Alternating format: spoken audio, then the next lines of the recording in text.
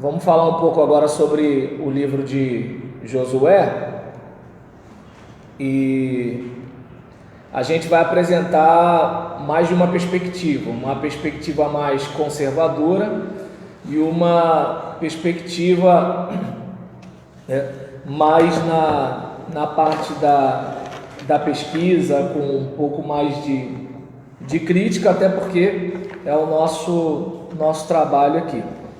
Então, começando numa perspectiva mais conservadora, vamos falar um pouco sobre o livro de Josué, a partir de Cláudio Francisco, numa obra da antiga Juerp, uma editora das igrejas batistas, em que ele vai dizendo o seguinte: o livro de Gênesis abre o Pentateuco e o de Josué inicia a segunda divisão da Bíblia, conhecida como os profetas. Também marca o início da seção dos profetas, conhecida como os primeiros profetas, a qual inclui Josué, Juízes, 1º e 2º Samuel e os livros de Reis. O nome deriva-se do seu herói, apesar de em parte alguma se dizer que Josué tenha sido seu autor. A data possível deste livro parece ser do tempo dos reis de Israel, apesar de o material de que o livro se compõe ter vindo dos tempos de Josué ou de uma das muitas testemunhas de suas conquistas. Certos assuntos narrados no livro de Josué já faziam parte de antologias nacionais ao tempo em que o livro foi escrito, como por exemplo a narrativa da parada do sol, Josué 10, versículo 12.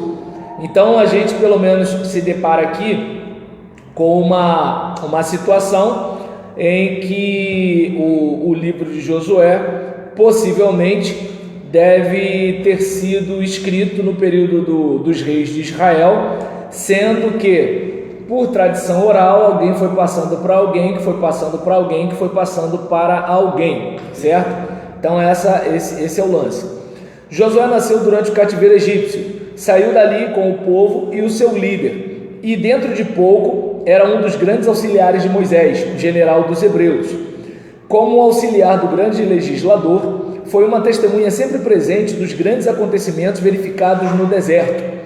Quando os 12 espias foram mandados a ver a terra, provavelmente ele teria sido o líder, e foi juntamente com Caleb que afirmou ser possível a conquista da terra, não obstante as suas dificuldades. Depois da morte de Moisés, Josué já havia sido eleito para o cargo, tomou a direção da campanha e levou o povo através do Jordão até a conquista final e distribuição da terra conquistada. Depois da sua morte, o povo lamentou o grande desaparecido, recordando as grandes qualidades de um espírito decidido e invencível. Então a gente observa aqui que o livro começa com ele buscando por meio de campanhas, a conquista da terra, a consumação daquilo que Deus tinha estabelecido para o povo, prometido para o povo, certo? Sendo que ele tem toda uma caminhada, Primeiro ele é o servo de Moisés, está ali ajudando. Depois ele é um camarada bem mandado, aquilo que Moisés orienta ele faz. Terceiro, ele é aquele cara que está confiando naquilo que Deus está falando com Moisés. Eles vão para lá, para a terra. Quando volta, ele não faz parte do pessoal, do quanto pior, melhor, mas é aquele cara que não, vai acontecer, a gente vai conseguir. E nessa firmeza ele é o cara que substitui Moisés, sendo que, pelo tanto do ser forte e corajoso que a gente vê no início do livro, ele deve ter balançado de ter que substituir um cara do naipe de Moisés, pelo menos é o que parece. E aí o nome, aqui o livro tem o nome do seu herói, significa Yahvé, é Salvador, ou salvação de Yahvé, que equivale ao nome de Jesus. Assim como o primeiro Jesus conquistou a terra da mão do inimigo, o segundo Jesus conquistou vitoriosamente o céu pela vitória sobre o pecado. O livro oferece alguns problemas.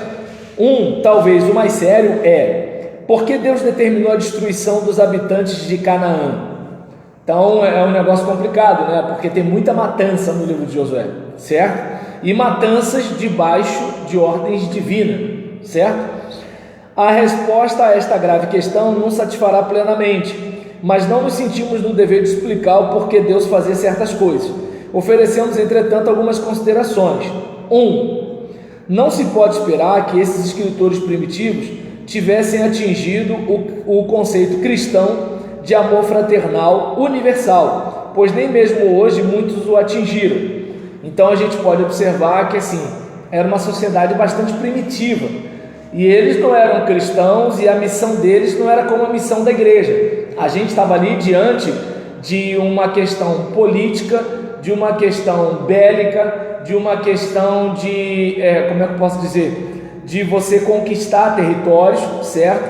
Então era uma situação diferente, onde você não tinha acordos como a gente tem hoje, e mesmo assim, olha como é que a gente né? Tivemos duas grandes guerras mundiais, né? Num período em que a humanidade poderia ser chamada de civilizada, só para ter uma ideia.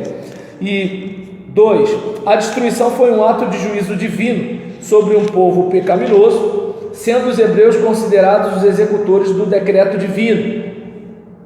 Então é como, por exemplo, assim como maremoto, terremoto, tsunami, vulcão, meteoro, enchente, né? Uma série de situações podem acontecer, né? Para de alguma forma varrer uma certa quantidade de pessoas, né? da face da terra.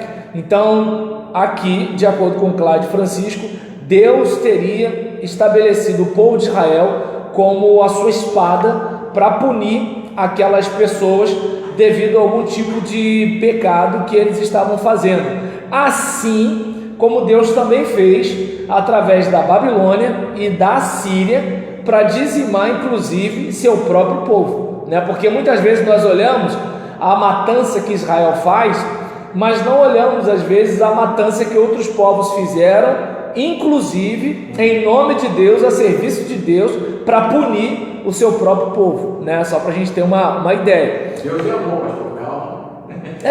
Mas mesmo Deus que amor é justiça, é fogo consumidor, terrível coisa é cair na mão do Deus vivo, né? É um negócio meio complicado para a gente hoje digerir, certo? Então muitas vezes a gente pode pegar o caminho de dizer que não era bem assim, que eles entenderam errado, que não foi bem Deus que quis, mas alguém de repente carregou na tinta na hora de escrever, né? Assim, a mentalidade ocidental, pós-científica, nesse período mais a partir do iluminismo, do racionalismo, vai tentar explicar por meio da razão alguma coisa que não consegue entender direito, né? Mas aí, assim, é uma área que eu não me preocupo muito não, né? Tá no texto, e, né? Exatamente. E aí, continuando aqui, podemos acrescentar que a terra do Senhor vem assim a sua plenitude, e quando um povo se torna indigno de a possuir, Deus pode dá-la a outro povo. Toda a história antiga deve ser assim interpretada. Por que desapareceram as antigas nações? Por que os seus pecados promoveram a sua destruição, mesmo que tenham sido destruídas por outros métodos? Além disso, a situação da Palestina é tal que o povo que ocupasse esta resga de terra exerceria grande influência sobre os outros povos, dadas as suas ligações inevitáveis com os antigos centros culturais da antiguidade. Preservar um povo corrupto, como eram os palestínicos, era o mesmo que comprometer a segurança moral de outros povos. Finalmente, um lugar estratégico como a Palestina devia ser entregue a um povo que servisse ao ideal missionário, e só os israelitas estavam capacitados para tal tarefa. Então isso aqui é o que o tradutor passa para a gente, né, a respeito desse assunto, certo? Para explicar de certa forma o que poderia ter acontecido, já que é um texto que apresenta algumas dificuldades. Vamos pegar aqui um esboço da conquista da Palestina. 1. A conquista da Palestina Oriental. Esta parte foi realizada por Moisés. A conquista de Gileade, o país de Sião. A conquista de Bazã, o país de Og. A conquista de Midian, uma guerra sagrada em que a terra não foi ocupada. E 2. A conquista da Palestina Ocidental. todo o país foi submetido pelos exércitos de Josué, mas muitas cidades e vilas foram deixadas em poder dos gentios. Esta estratégia era de dividir e reinar. Infelizmente não deu bom resultado, porque por seu turno, os gentios que tinham tradições e cultura muito mais antigas, terminaram por dominar ou pelo menos corromper os israelitas. De qualquer modo, depois de uns 400 anos, os hebreus eram senhores da terra, o que não deixa de ser um fato digno de admiração. Então a gente observa aqui, lembra de Romanos quando dominam os gregos? Romanos têm espada, mas os gregos têm a cultura. Cultura pega a mente, entende? Os militares, vamos sufocar, né, acabar com o comunismo. Os militares têm as armas, né? Mas os adeptos do comunismo tinham a cultura. Então a cultura sempre vence, uma hora ou outra.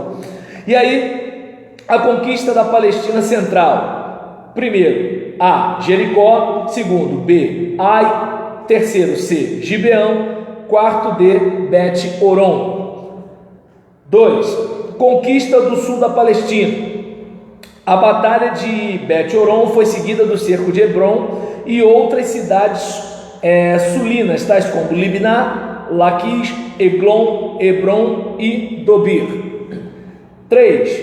A conquista do norte da Palestina. A poderosa Liga de Jabim foi desmantelada junto às águas de Merom. Seguiu-se a captura de muitas cidades e vilas. Estas, com exceção de Azor, foram deixadas intactas para que os israelitas as habitassem. Então, a gente conclui aqui fazendo um esboço do livro de Josué. Primeiro, a conquista de Canaã, capítulos 1 a 12, com A, preparo para invadir a terra ao ocidente, capítulo 1 e 2, B, travessia miraculosa do Jordão, capítulo 3 e 4, C, a conquista em 3 campanhas, capítulo 5 a 12. Primeiro, Canaã Central, capítulo 5, versículo 1 ao capítulo 10, versículo 15. Segundo, Canaã do Sul, capítulo 10, versículo 16 ao versículo 43. Terceiro, Canaã do Norte, capítulo 11. E o sumário de tudo que foi feito no capítulo 12. 2. A divisão da terra pelas tribos. Enquanto no 1 nós temos a conquista da terra de Canaã, capítulo 1 a 12, no 2 nós temos a divisão da terra pelas tribos, capítulo 13 a 22. O estudante deve ter em mente a localização das 12 tribos, porque isso é importante para o estudo da história futura. E aí a gente tem a conclusão do livro de Josué com o discurso de despedida dele, versículos 23 e 24. Certo? Então a gente tem, por exemplo,